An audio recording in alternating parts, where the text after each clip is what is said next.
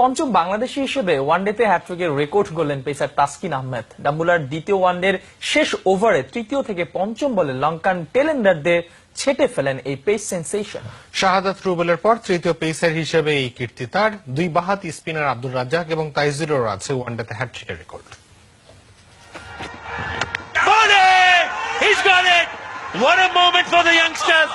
আবারও সেই মার্চ মাস, বেঙ্গালুরু থেকে ডাম্বুলা। 2015-তে টি-20 বিশ্বকাপে বেঙ্গালুরুতে মাথার উপরে নেমেছিল নিষেধাজ্ঞার খড়গ।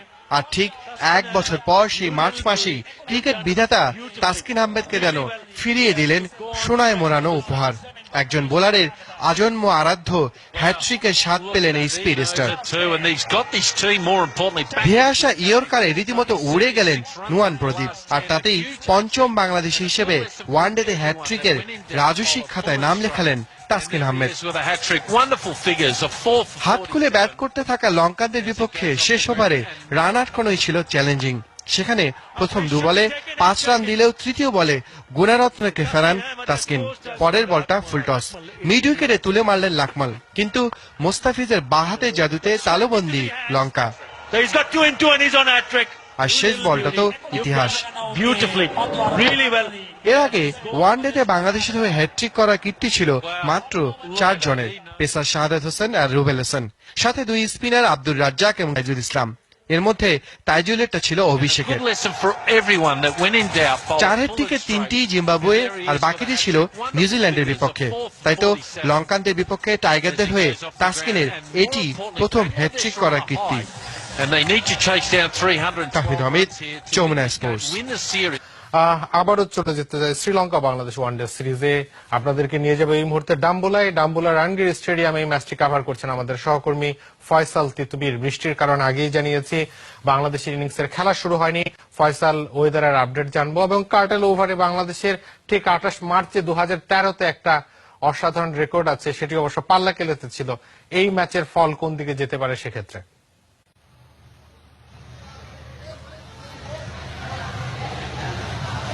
প্রথম কথা হচ্ছে রাকিব, যে খেলাটা আসলে শুরু হবে কিনা, তারপরে ফলাফলের চিন্তা। খেলা শুরু হওয়ার জন্য স্থানীয় সময় এখন বাজে 7:40, ঠিক রাত 10টা পর্যন্ত আম্পায়াররা অপেক্ষা করবেন বলে আমরা যতটুকু জানতে পেরেছি। তবে 8টা থেকে মানে আর 20 মিনিট পর থেকে কিন্তু ওভার কমতে শুরু করবে, মানে কার্টেল ওভারের ব্যাপারটা তখন চলে আসবে। এবং মাঠ যদি উপযুক্ত হয় তাহলে কিন্তু মিনিমাম 20 ওভারের খেলা হতে হবে ডগলেস লুইস পদ্ধতিতে। আপনি জানেন এই ম্যাচে কোনো রিজার্ভ ডে নেই। একটু আমরা মাঠের সবশেষ অবস্থা আগে আপনাদের দেখাতে চাই। এই পর্যায়ে বৃষ্টির গতি একটু কমে এসেছে, কিন্তু পুরো মাঠ কিন্তু ঢাকা, ঝিরিঝিরি ভাবে বৃষ্টি এখনো পড়ছে। স্টেডিয়ামের বড় বোর্ডে লেখা রয়েছে রেইন রেইন গো অ্যাওয়ে, কারণ অসংখ্য দর্শক আছেন এখনো মাঠে, যারা এখানে আসলে টিকিট কেটে এসেছেন খেলা দেখবার জন্য। শ্রীলঙ্কার দর্শকরা খুবই এনার্জেটিক, সারাটা ম্যাচ তারা পুরো গ্যালারিটা মাতিয়ে রাখেন। তারা কিন্তু এখনো চিৎকার চেঁচামেচি করে যাচ্ছেন গ্যালারিতে বসে, এবং তারা আজকে আসলে একটা ভালো শুরু পেয়েছেন। তাদের বিশ্বাস শ্রীলঙ্কায় ম্যাচ জিতে খেলায় ফিরবে। অন্যদিকে আপনি বাংলাদেশের যে ধরনের ইতিহাসের কথা বলছেন সেটি তো আছে, একই সঙ্গে আরেকটি ইতিহাসও কিন্তু দর্শকদের যদি খেলা হয় খুবই চ্যালেঞ্জিং একটা টার্গেট হতে যাচ্ছে রাকিব। ফয়সাল, আপনাকে অনেক ধন্যবাদ আমাদের সঙ্গে যোগ দেওয়ার জন্য। দর্শক ডাম্বুলা থেকে জানাচ্ছিলেন সহকর্মী ফয়সাল তিতুমির। এদিন আর টস জিতে ব্যাটিং নিতে দেরি করেননি অপুল থারাঙ্গা। তবে 3 পরিবর্তন নিয়ে খেলতে নেমেও শুরুটা প্রথম ওয়ানডের মতোই। সেদিন প্রথম ওভারে আর এদিন তৃতীয় ওভারে আঘাত মাশরাফির। ডিকোয়েলের ইনজুরিতে আরেকবার পাওয়ার সুযোগটা কাজে লাগাতে পারেননি গুনাথিলাকা। কিন্তু দায়িত্ব কাঁধে নেন অধিনায়ক নিজে। 200তম ম্যাচে এসে তুলে নেন ক্যারিয়ারের 31তম 50। চান্দিমালের সাথে তার 111 রানের জুটি যখন কিছুতেই ভাঙা যাবে না বলে মনে হচ্ছিল, তখনই রিয়াদের অসাধারণ এই থ্রো। 65 রানে সাজঘরে থারাঙ্গা।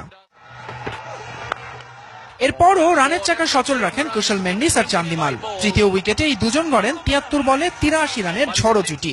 চান্দিমাল 24 রানে ফিরে গেলেও ক্যারিয়ারের প্রথম শতক হাঁকিয়েই থামেন কুশল। তবে নিজের ইনিংসটি আর লম্বা করতে পারেননি, কিছুটা দুর্ভাগ্য ও তাসকিনের দারুণ বুদ্ধিমত্তায়।